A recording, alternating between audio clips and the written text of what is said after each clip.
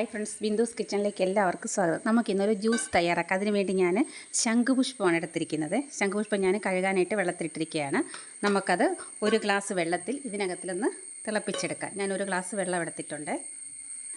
ഞങ്ങളുടെ ശംഖുപുഷ്പം വെള്ളത്തിലിട്ടിട്ടുണ്ട്. നമുക്കതിലേക്ക് ഒരു ചെറിയ കഷ്ണം ഇഞ്ചിയും കൂടി ഇട്ടിട്ട് നമുക്കൊന്ന് തിളപ്പിച്ച് ആ പൂവിൻ്റെ കളർ ഇറങ്ങുന്നത് വരെ തിളപ്പിച്ചെടുക്കാം. ശംഖുപുഷ്പം വെള്ളത്തിൽ തിളപ്പിച്ചെടുത്ത് വെച്ചിരിക്കുന്നതാണ് ഇത്. അതിൻ്റെ കൂടെ നമുക്കൊരു നാരങ്ങ പിഴിഞ്ഞതും പിന്നെ ഐസ് ക്യൂബ്സ് ഇട്ട് കൊടുക്കാം. അതിൻ്റെ കൂടെ ഞാൻ പൊടിച്ച പഞ്ചസാരയാണ് ചേർത്ത് കൊടുക്കുന്നത്. നമുക്ക് മധുരത്തിന് ആവശ്യമായ പഞ്ചസാരയും ഒരു നാരങ്ങ പിഴിഞ്ഞതും അതിൻ്റെ കൂടെ നമുക്ക് 2 ഐസ് ക്യൂബ്സും കൂടെ ഇട്ട് കൊടുക്കാം. അതിനുശേഷം നമ്മൾ എടുത്ത് വെച്ചിരിക്കുന്ന ജ്യൂസ് ഒഴിച്ചു കൊടുക്കാം.